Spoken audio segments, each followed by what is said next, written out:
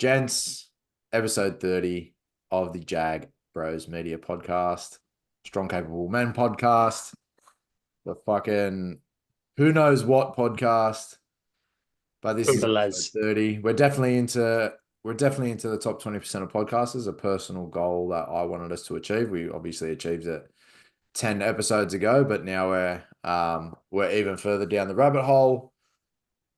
Welcome. Welcome. How are we? Very good, very good. Big night out last night. We're back to it, back into the groove of things, which is good. So Same.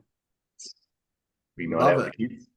Let's rip in 1 week into the project. Yes, sir. How are we feeling? Anson? Yeah, good. The questions have been a lot more like we've done all these type of questions before, like with our coaching, and it's really good to sort of resurface them all and look back in the mirror and sort of reflect, because even though you ask yourself the questions back when, you're so much further, like I'm so much further along the line now, and like life's so different in different aspects. So like, even though some of the questions I've asked before, there's many different answers to it. It's such a big self-reflecting thing. And the questions are, if people actually really stick to these questions, actually ask themselves these questions and delve into them properly, you can really uncover some stuff that you really don't maybe didn't know about yourself or do know about yourself. And I think it's fucking been very powerful, man. I've been enjoying it. I love it, honestly. It really kind of brings me back to like when we were doing the accreditation sort of stuff and everything like that. That's kind of what it's brought to light again. It's like why we really got into all this at the same time, because I fucking love all these questions. I love delving into it, and it just excites me a bit, because it's good. It's a good little exercise. I really enjoy it so far. So it's been 1 week already, and we're already moving leaves. So I reckon it's been good. And I think today's question, after the video I shot it as well, I was like, all right, I'm fully clicking. It's really coming together as well. So it's been awesome. Have you memorized that just in relation to your reels? If anyone hasn't seen Anson's reels, we're waiting for day number 7 for you. Have you memorized that start part?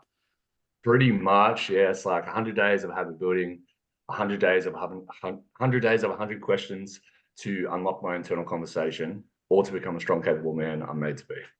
Beautiful. That's going to keep refining over time. Mm. And what's come up for you over the last 7 days?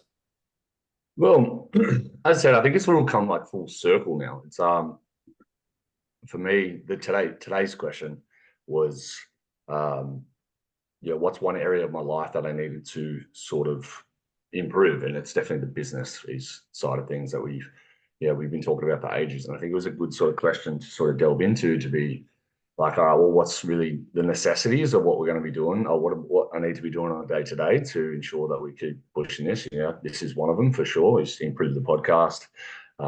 Make sure we're bringing good topics, and making some fucking real groundbreaking fucking topics here. Even though we're talking about the SEM project, but like as we're doing it, as I was speaking about it today, I was like, it's doing the walk through the project itself is really going to help refine what people's journeys are going to be like. And for us to walk the walk before other people do it, I think it's really going to help us align what people need and want whilst they're going through it. So it's got the question because I ran a little bit, but it's been it's going to sort of help. What's it called? Where were we? What was the question again, Ez? Yeah, what was the question again? I lost my train of thought. Basically, what's come up for you this week? What's come up from the questions? Because let me get you back on track. Because I said it midweek in one of our calls that the question isn't as straightforward as a single question if you just answer it. If you ruminate on it, think about it, dive deep into it, each one opens up a conversation with yourself, which opens up more questions. A conversation is generally question and answer. Any conversation that progresses forward is generally question and answer. I'll just give a very quick example. The very first one is what habits are holding you back. So it's so simple to state, to bullet point 3 habits that are holding us all back. Very simple. sure. And that's kind of how we started the conversation. But it's what the project does for me. This is my experience so far, is that it's not just about the daily question, obviously there's other components to it too. I'm sticking really strongly to a meal plan, which is good, and exercise, which is amazing as well. But I think what the question side does is it creates that conversation. I'm bringing it back full circle. It creates that conversation, but as you answer it, and going back to that first date of what habits are holding you back, it unlocks, okay, how do I fix that habit? What obstacles do I have to overcome? What's my plan the next time it comes up? What's up, guys? And sadly, it doesn't just end with 3 bullet points. I'd love it to, so people could steamroll through the 100 days, but it definitely unlocks a conversation with yourself, and hopefully it unlocks conversations in a community of men that can help each other. Whether it be mindset, whether it be business, whether it be I don't know, whether it be struggling with how to discipline kids. Like, I mean, that's a super specific example, but the power in this is definitely going to come from the community. Yeah, for sure. It's a good little good self-reflection sort of things, and putting the mirror up against yourself. And when you actually ask the questions, really delve into it, it's been challenging but rewarding at the same time. So Yeah, I think you're right. As the surface level question is easy to answer, but then, as you say, if you actually sit with it and go, like, why am I doing these things, or what's the meaning? What's the further meaning behind this? Like procrastination is ordinarily just a form of self-sabotage, and there's a whole list of things that are self-sabotage sort of habits, and they come back to feeling worthy or not feeling worthy enough. Like, there's always a deeper rooted issue with all of these things. We all know the X's and O's that you're meant to do from a habitual standpoint. The question isn't, there's a deeper lying question as to why you're not doing those things. And that's the thing that you need to attack and address in order to unlock, or not to have that unlock to then go and do more with your life. So, you know what it's like? Like, as you described it just there, it was a bit of an epiphany moment for me. but I've had about 20 of them this week. So It's kind of like self-development 101 on steroids. Yep. On, like on rocket fuel, on a jetpack. Because one of the things I spoke about, I'm going back down the rabbit hole and looking into the research of self-talk and how the brain works and neuroplasticity and all that shit that, I geek out on. Right. But one of the things I heard today on one of the books I'm re-listening to is that every self-development book, program, what audio course, whatever you want to call it, they all say the same things, right? But generally it's just listen to it and discard, listen to it and discard. And when you listen to the next one, oh yeah, I should be doing that.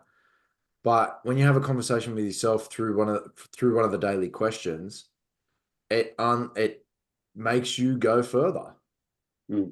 What epiphanies came up for you this week? I think a lot. One of the big ones was just trying to wrap my head around how we're going to serve people, right? And I really think that this initial phase of the program, the first 100 days, is what I would just label as discovery, because you're sort of unearthing the struggles that you're currently going through. You answer them under the current context that you're living under. For example, the context I'm living through now is just coming out of the business full time into a bit, buying another business, which I know and I don't love. But in order to get us by so that we can get through this busy period of Claire's study and get her to the point where she's fully qualified and is working. So that's the context that I'm answering the questions under. Life's always seasons. I think 90 days is a relatively decent measure of what a season for the most part is. It's probably similar to the seasons that we live from a weather perspective, from an environmental perspective.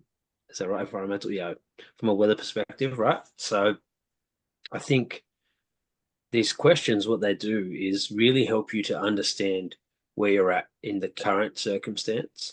And then it helps you to build a roadmap for going forward under the guise or under the understanding that this is my current situation.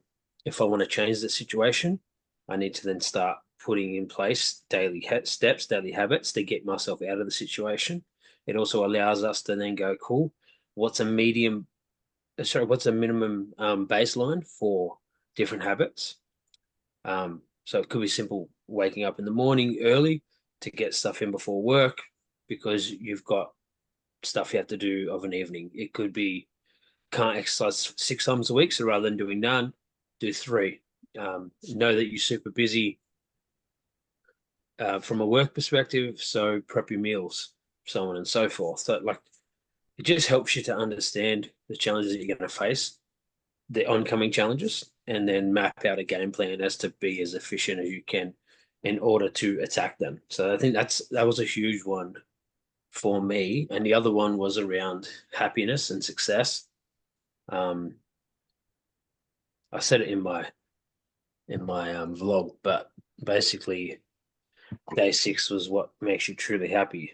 And I thought about this for a while, and it's something I've heard before as well, but it didn't really resonate with me until I sat with the question, and it was around happiness. And I ended my speech at my wedding with like "Cheers to happiness" sort of thing. And sitting back on it now, happiness is probably what I've tried to chase a lot. Like I look at Bitplan as an example of it. You try to chase that quick win, which effectively, if you start making money from nothing, it makes you pretty happy, right? And I think most people are in pursuit of happiness. But happiness isn't the word that they should use, because happiness is a fleeting moment. Like, we've all done shit in our life that has made us happy before. And if you're not happy in this moment, well, then that proves that just because you were happy once doesn't mean you're happy forever. And vice versa, the same is with, obviously being sad or unhappy. It doesn't last forever. So I think what happiness really should be replaced with is fulfillment or purpose. I think that's really what we're all chasing, is some form of, especially as men, because we want to be respected, and we are respected by what we contribute to society. So what we're really chasing is purpose, and through that purpose we'll be fulfilled, which is really what happiness feels like. Maybe it's just a bit of a longer feeling, or maybe it just gives us that sense of being useful because we're here to serve. And I think the 3 of us feel that as men. And I think that's where a lot of people do lack, is they don't their intentions are not service first. Obviously, you can't compromise your integrity, and you can't do shit that you don't want to do that makes you unhappy. But ultimately, I derive happiness from the service to other people, which ultimately in my head is fulfillment. So that was a big sort of revelation to me this week. Like I said, what should today's question be? And I think the question's fine, but I think when we give the context behind it, that's what I'll give, is rather than give specific examples, I'll sort of talk about how happiness is fleeting and fulfillment and purpose is more everlasting. And I think that's ultimately what we're chasing. And that's what we mean when we say the word happiness. We just don't know how to articulate. It's like when someone says, "Oh, you've changed." and they don't know how to say, "Oh, you've grown." It's the same thing. Yeah, it's like their version of the word change and your version of the word change are totally different things. It's relative, exactly the same as happiness. Yep. The word heavy is relative. What's heavy to you two, what's moderate for you two at the moment is heavy for me because I haven't worked out in 6 to 8 months. Right? It's a relative term. Whereas fulfillment is more specific. And as you were talking, I was thinking about how men generally it's men. It's not external validation, but it's like external fulfillment of a greater, like this is the purpose you're talking about. And it's generally to make someone else happy. Yeah, I think it's in the service of. Yeah. Like, well, quite often, and this is a human trait, but quite often we'll go above and beyond for someone else more than we do ourselves. And it's because we derive that feeling, which I suppose you could label as happiness, but I think it's deeper rooted than that. Yeah.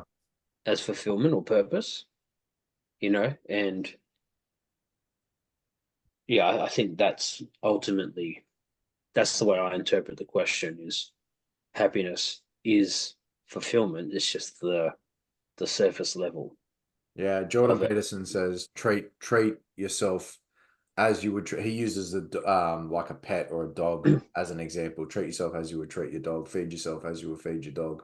Like be generous, give the love, play, things like that. And men, I'm not going to just taint it with men. Like a lot of humans aren't like that. Yeah, no, I'm definitely not. I have a hard time giving myself grace, or like I don't want recognition for things that I've done. I just want the next task. I want you to acknowledge it, but I don't feel comfortable in the recognition. I just want the next thing on the block to be here already, so I can start to take action once again. It's interesting. I don't know how to unlock that yet, but it's something. I've done the next few days questions as well, and it's something that's part of those questions too. That came up for me. So, and what obstacles did you look like from your socials? You had a pretty successful week. What did we miss? What obstacles came up for you behind the scenes? I'm not saying you're like hiding anything or anything like that, because it's so hard to talk to a lot of things in a 30-second, 60-second video. I get that. Yeah. But I have a feeling there would have been one or two moments over the last 72, 100 and however many hours there are in a week where you've gone, oh, that's interesting. That's new. That's not as easy as I thought it was going to be. Yeah, for sure. For sure. It's biggest thing for us is time, and it's being organized and on top of it all. But I've been basically asking myself the questions that we speak about when we jump on the calls, and asking myself the questions to really like get into them properly. And obviously when I'm driving around, it's really the best time for me to sort of stop and think about it. And when I'm driving to and from the depots, when I kind of get the question out, sort of have a gaze at it and just kind of delve into it properly, because the time frame for me is, once we, for example, Wednesdays, I'm up at 4 a.m. I'm finishing work at 4 p.m. and then I'm starting the next shift at 8 p.m. and then starting the next day. I've got only 4 hours in that time to sort of sit down and ask the question. So if I'm doing it while I'm driving around, that's probably been the best sort of approach. Weekend's pretty easy going to sort of get around it. So other than that, the editing of the video is fine. I like how Jimmy's doing the vlogs. It's a good little idea. I think it's even for me to even do the vlog. Don't even have to post it, but do the vlog to just sort of, when I do ask myself the question, even just film myself as I'm driving, even though it's illegal, don't tell anyone, just to sort of delve into it a bit properly, and then I can actually dissect it a bit more. So yeah, I like Jimmy's approach about it. I was watching I've been watching your clips, Jimbo. It's good stuff. And the way, I think the best approach for that about it, because obviously I sit down and I have the questions, I'm ready to go, and I do it, and I do in the the reel, a minute, 90-second reel. But with yours, if you can, calculate everything that you fucking go through over a 10-minute period or whatever, however long the video goes for, and you can actually dissect it properly and understand exactly what it's about, I think it's a really, really good approach. And that was the biggest thing I took away from your stuff to my stuff, as much as, still delving into the questions, but with you having a whole backlog of it to go back through it and everything like that is a good sort of way to approach it. So that's one thing I've got on my list for this week for the videos. Which, as I said, the time frame thing, I love the editing. I think the editing is actually fucking sick. I know Jimmy hates doing the editing; it cracks me up. But it's good to sort of learn. It's a good little skill, and it's starting out. I feel like it's getting smoother. You guys let me know if it's getting smoother. Yeah, it looks good. It looks good. Yeah. So. Are you doing the cuts yourself, or are you letting the video do it? No, I'm doing the cuts myself. So, yeah, not to delve into it too much, but it's basically like for the seconds, like going off and on and everything like that, you just nibble it. That's just that little bit extra, so it actually smooths, like goes into it, instead of pause into the next bit. And I think that's a good way for TikTok as well. To when I was doing the old videos where they just kind of looped through, it's a good way to sort of get out. I can probably nail that next time whenever we start doing those again. So, but yeah, it's been good. It's been good. Good. But I just don't. I don't think I have the patience to sit and edit and oh no, this second or that second. Oh fuck, I'm just like, I don't care. Someone else do it. Yeah. No, it makes it look clean, and starting like a project from scratch to where it is, it's actually kind of fulfilling at the same time. So if you can sort of love the mold of it, I reckon you'll do it eventually. And it's a good sort of way for like your bloggings as well, for our videos in the future that we want to sort of do. We could be sick to sort of edit in that sort of way and learn the skills from there. More cleaner vlogs, I think. Yeah, for sure. Like I could definitely see the benefit to it for like 100%. More engaging, different edits, different camera angles, stuff to break up the conversation. Yes, it needs to be done. Me doing it though. Yeah. What about yourself, Az? You've been asking yourself the questions. Let's see, what's one big thing takeaway that you've sort of... How have you been addressing the questions first and foremost? You've been writing them down, you've been shooting a video, what have you been doing? No, so generally I'll look at them before I go on my walk of a morning. So rebuilding the routine, it's kind of wake up, half a scoop of pre-workout to let it kick in so I can go on my hour and 15-ish walk up the big hill, and it just gives you that morning kick. And as I'm waiting for that pre-workout to kick in, I'll have a look at the question. I've got my missus with me as we walk, so I'm half listening to her, half answering the question on my walk. But we go up this 150-meter incline each day, and you can't talk like at our weight. You can't walk and talk up that incline. So it's a good chance for me to think about it, and it's a good 10 minutes just ruminating on it. The big thing that popped up for me earlier, and I've already touched on it, and I touched on it in our calls, is the self-talk thing. The amount that, like the dog like the puppy, treat yourself as you'd treat a puppy, or treat yourself as you'd treat your friends.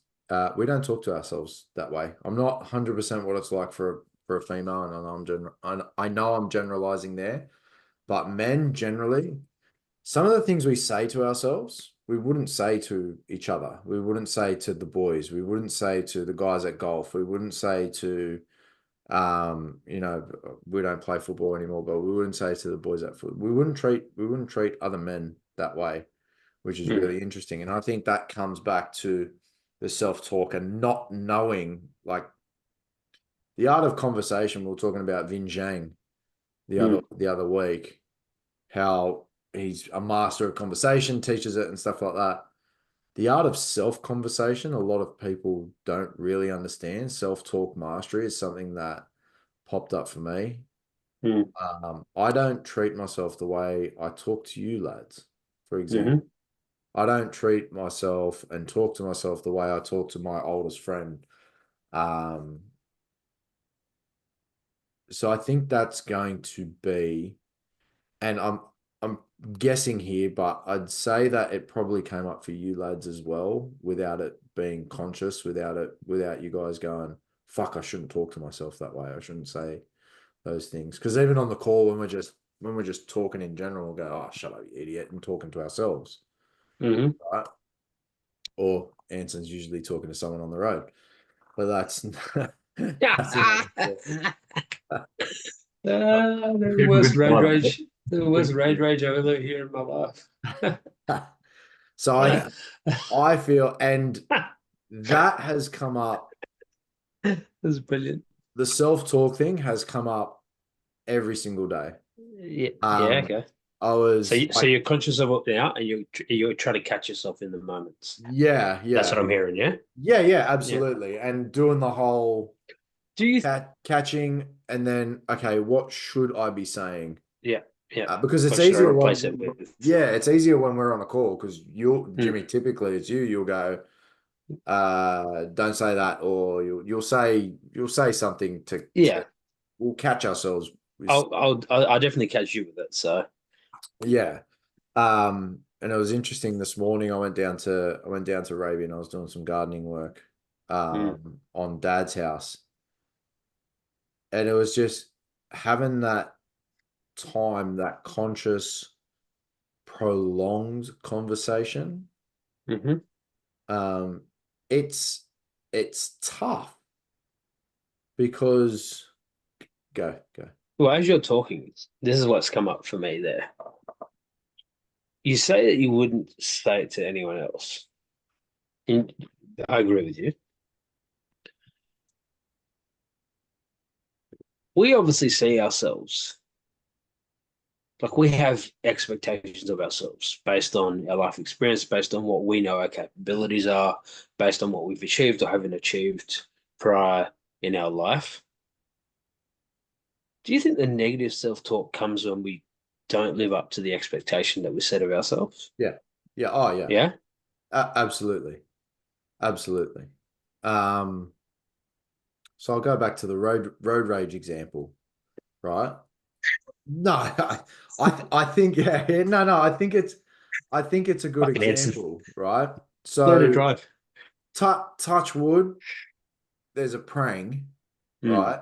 Anson knows how to drive. He's driven a lot over the course of however many years, right? Not many 27-year-olds, 26, 27-year-olds have driven as much as him. Like, obviously, because it's 28-year-olds have driven as much as him, obviously, because of his job.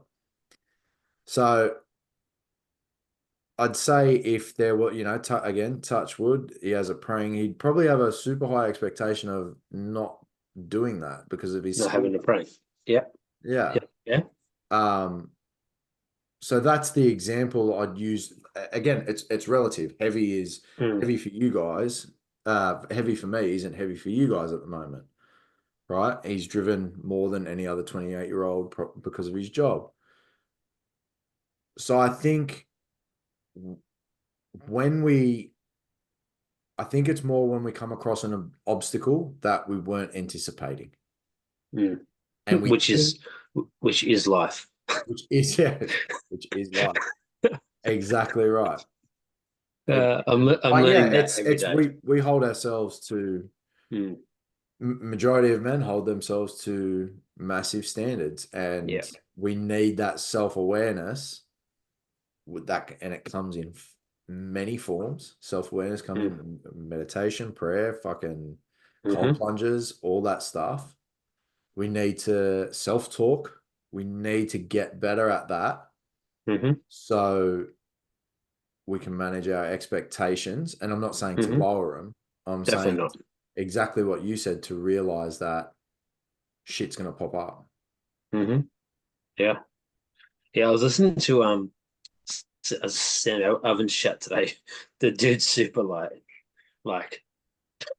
fucking no expression. Yeah. It was like a video from 5 years ago. He was talking about productivity, and he was just breaking down his day. And he's in a high-level mastermind. Like, it's his mastermind.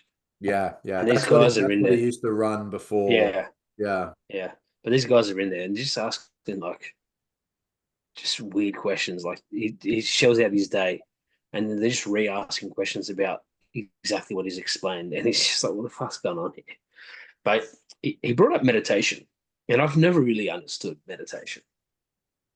And he said he meditates every day for 20 minutes. And he said, if you need an app to meditate, you're missing the fucking point. You need an app, two apps and a fucking song order to meditate. You're missing the point. The point of meditation is to sit in your thoughts. And so they're asking questions about, obviously, thoughts coming into your head. And he goes like, I just try and ping them away. He said, it's a skill. You have to do it over time. And he's like, people obviously don't really understand what the purpose. I didn't understand what the purpose of it was, right? And he goes, the purpose of it is not to fucking sit in silence for 20 minutes. The purpose of it is that when you go back to your work day and you've got a 6-hour block of fucking work that you're trying to do, and all these bullshit thoughts come into your head, because when you're working and you need to piss a little bit, your head goes, I could probably piss right now. Yeah, I'll go do that. And then it's like, hey, did I need to do washing? Maybe I should put a load on right now. Fuck, I'm a bit hungry, eh? Maybe I should get a snack. Oh, it's feeling a bit tired. I might get a coffee. And before you know it, there's an hour gone. And you haven't done any fucking work. And he said that's the purpose of meditation, is to, gain the skill of when the bullshit comes in, you get rid of it and you focus on what the fuck you're meant to do. And him saying it like that, I was like, okay, I understand the purpose of meditation. Like, it makes sense. It makes sense. Like, the time we had off, I stopped listening to podcasts around either something that I needed to learn in the in what I was doing next for the business, or two, just mindset stuff. And it primes you for the day. It puts different ideas in your head. It helps you to focus. You're not scattered. Like, very interesting. That's something I learned this week. Not to do with the project, but no. I think that's perfect. Anson, I'm going to throw to you, but I want to put 2 cents in here because a lot of people think meditation is the art of not thinking or to clear your head, when it's actually just to learn to focus on one thing. And it may just be your breathing. It may just be the squiggly spots that you see when you close your eyes. But the idea is to focus on one thing. And one of the guys that used to be in network marketing had a really good example. He labeled all the thoughts and the bullshit and the stuff that would come through your head. He would say it's just a bus going through, and you can decide whether you want to get on or off that bus. You always have the decision. And he goes, unless I'm focusing on it every time that bus comes, I go, I'm not getting on that bus, and I go back to focus what I'm focusing on. That's cool. Yeah, I like it. I thought that was a good analogy too. Yeah, ants, 2 cents. The main 2 cents there is, I know Jimmy wants to start meditation now because he's the worst at fucking pissing every day. I think he does like 7 when we drive around. So sorry about your parcels, guys. But I did sort of delve into meditation when I was living out in Coogee, and I kind of used to go out there and sit pretty much on the rock ledge, not over the rock ledge, guys, just relax and just kind of let the wind sort of go past and try and do my own. And like, it was good for me. I'd never heard it in that sort of context as you explained there. And when you say that, it makes a lot more sense to me, because I had like The Art of Meditation as a book. I can't tell you the author. It was recommended by Jimmy Smith. So I listened to that, and that's what I basically was doing. I was out there listening to it while I was there. So it wasn't probably, I couldn't really get amongst it as much as possible. You missed the point, as Sam Goldman said. But I was listening to the book so I could actually understand it a bit more, and then I wanted to sort of get to it. And then I don't live out there anymore. There's definitely peaceful spots out here I can do it, and literally just do it in the balcony or whatever, or even fucking sitting right here. That balcony is not Jamie. There's definitely some characters out there, that's for sure. But so now hearing it like that is definitely it could be a good little approach to sort of get back into it. And like, when you get a few of those questions in your head, you kind of explain it and you said, oh, let's do this and do that. That's called ADHD. But when you're it's probably just the human condition, mate, because we're probably all wired that way. But that's good sort of like set for it. And if you can actually really master that, that can be fucking powerful, bro. So I like that. I enjoy Bro, it. it's definitely something I could use. So So it's Yeah. you're probably already doing a form of it when you do cold plunging. You have to focus on your breathing, and that's probably I'm guessing that's the one thing. I've only done like one cold plunge in my life, and I lasted about 30 seconds. So it's like having to that's how I have 3 kids, mate. So having to sit there and focus on your breathing, because if your breathing goes wrong, like you're in fucking danger if you stop breathing correctly whilst you're submerged in fucking ice. Not that kind of ice, but whilst you're submerged in ice water, um, you have to focus. So yeah, and just as the thoughts come in of getting out, you just go, "Yep, I'm not getting on that bus." yeah. And you just keep breathing and keep breathing.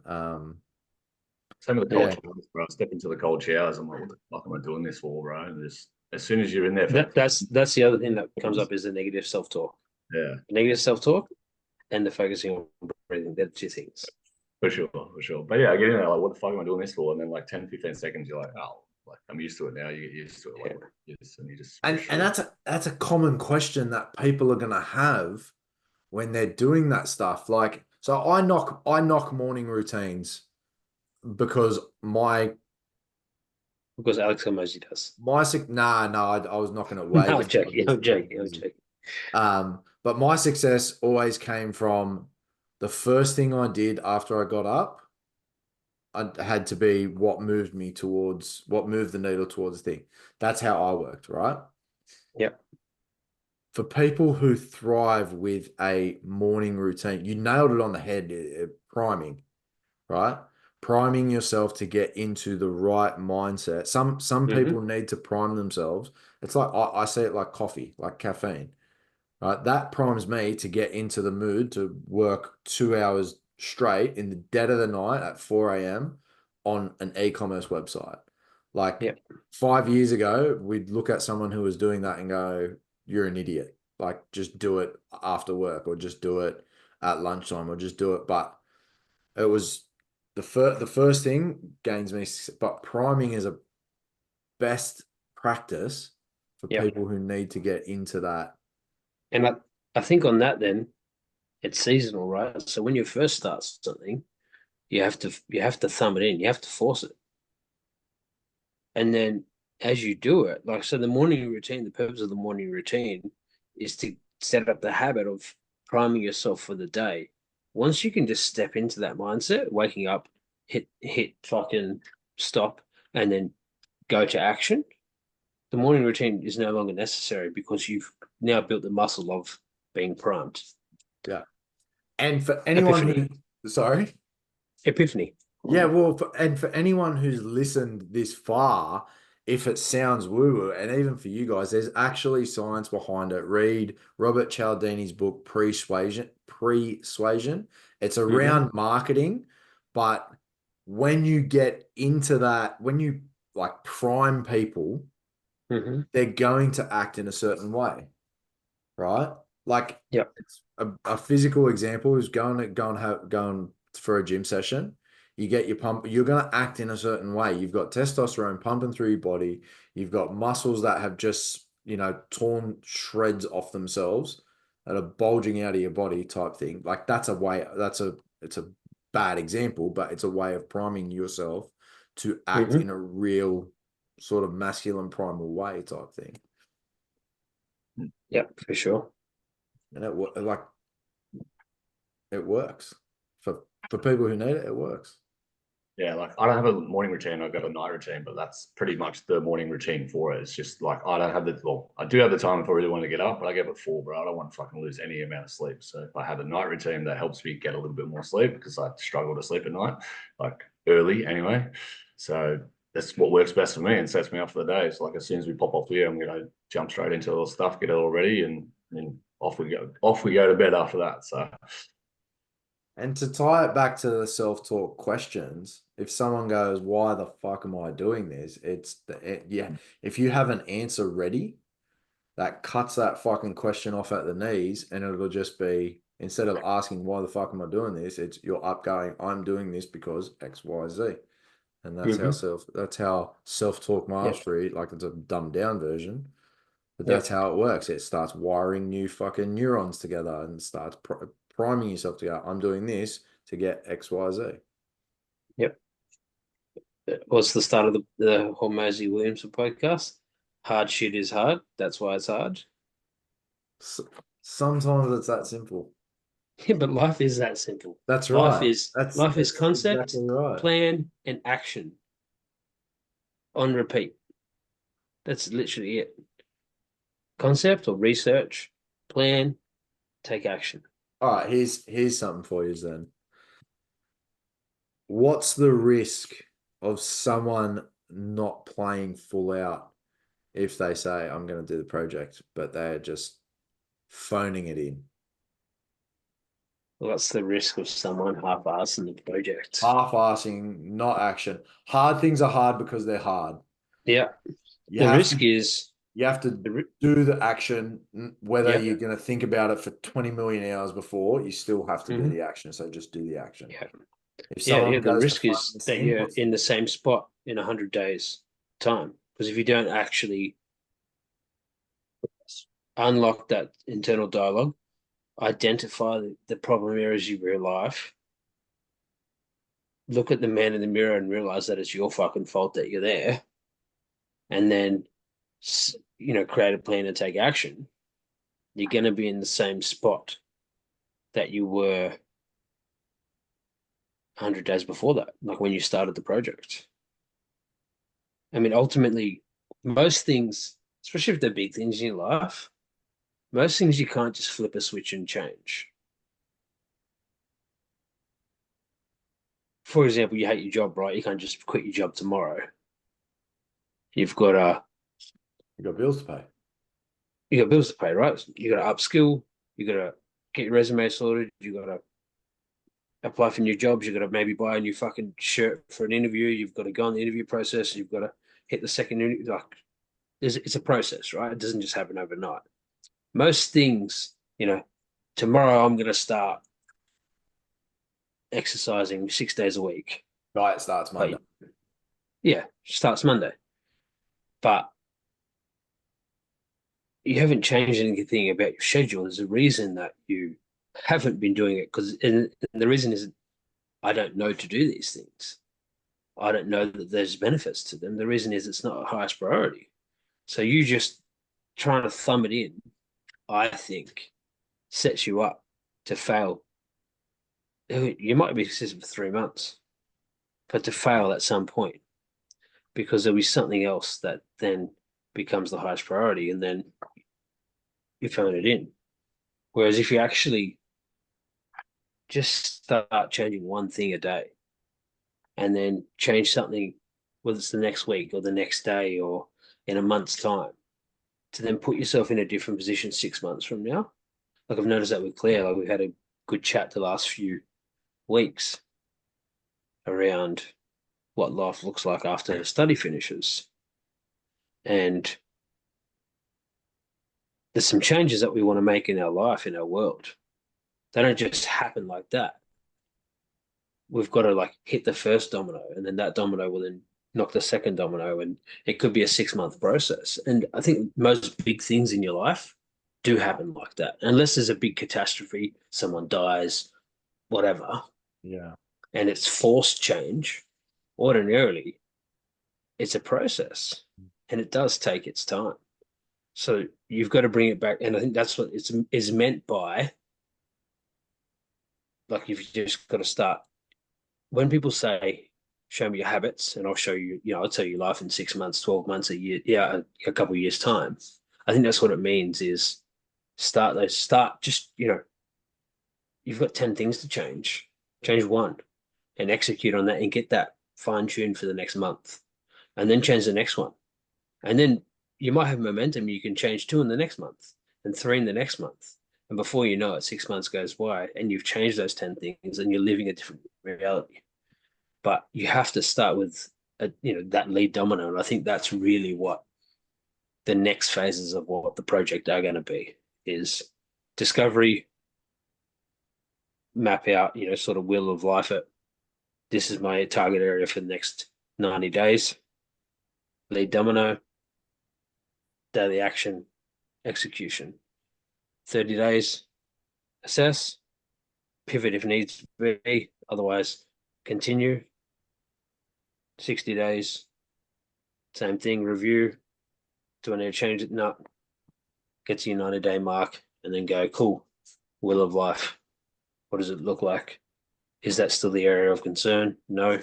This is now. Cool. Where do you want to get to? Daily action, execute. And that's literally what this community is. Because that's literally what life is. Listen, don't overcomplicate it. That's literally what living up to what, that potential that you have in yourself, or chasing the dream that you set for yourself, or, again, go back to that internal self-talk of the expectations we have for ourselves.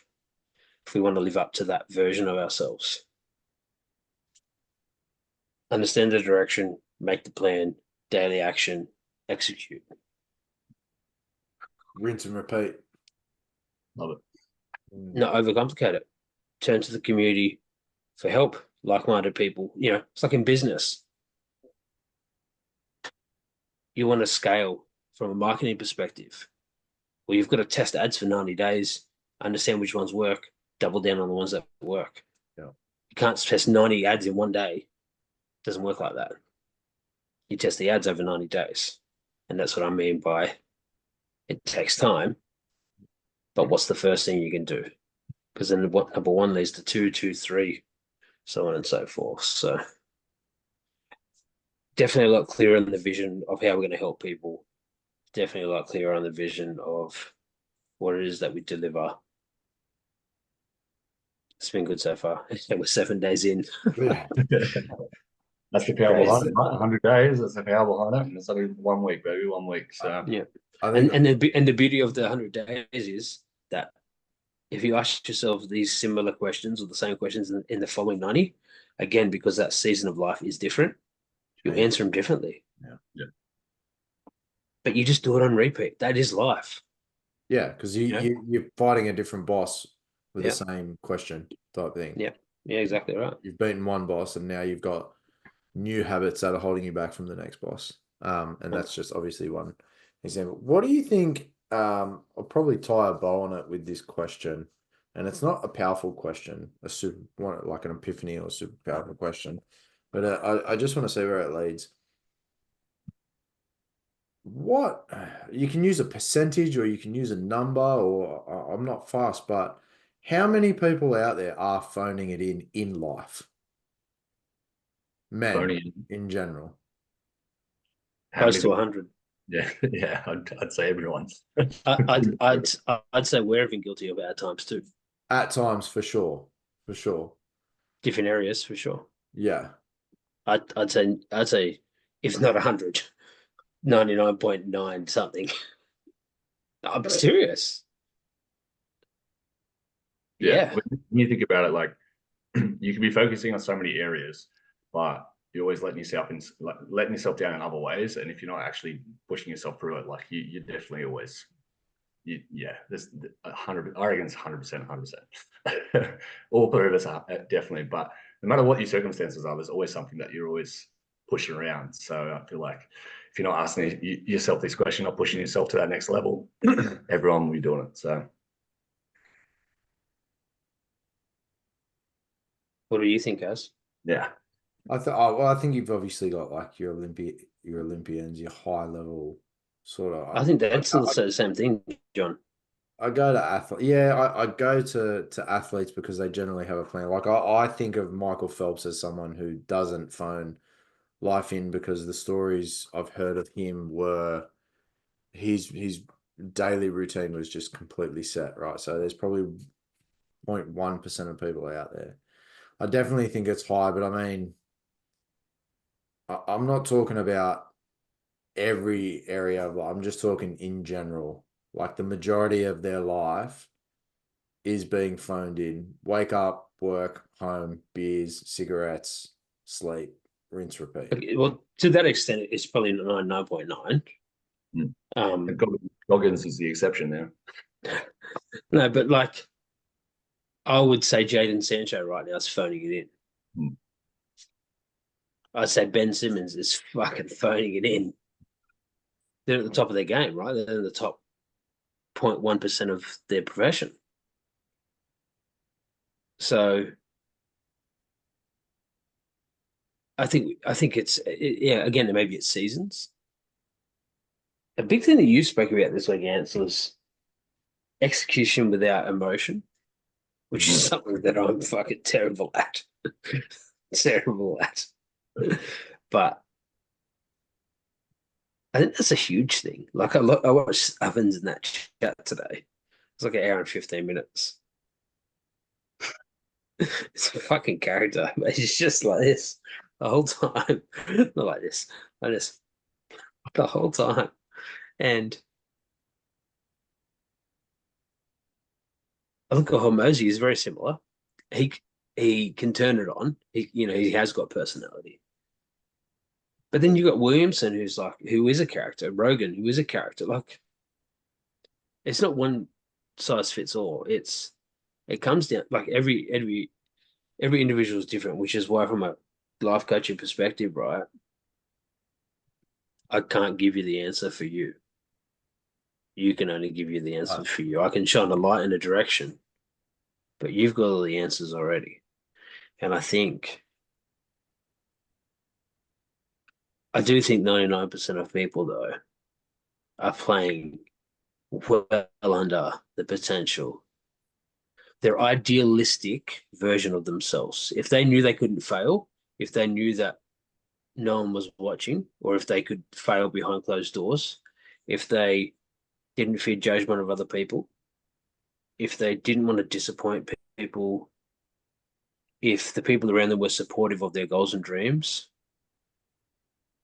and if they felt that they could actually achieve the things they want to achieve, if all of those beliefs were aligned, 99% of people would say I'm not living up to my potential. 99% of people would say I'm phoning it in. That's my belief.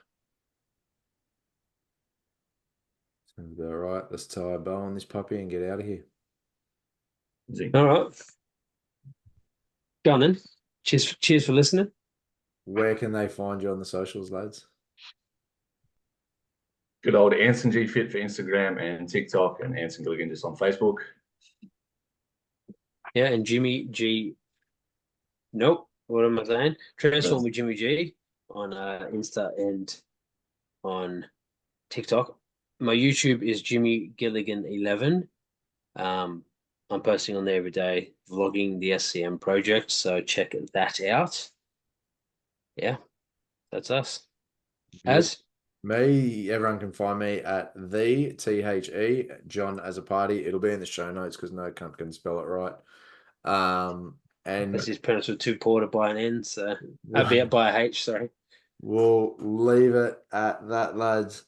As always, a pleasure. Episode 30 in the bag. See you next week. Be good.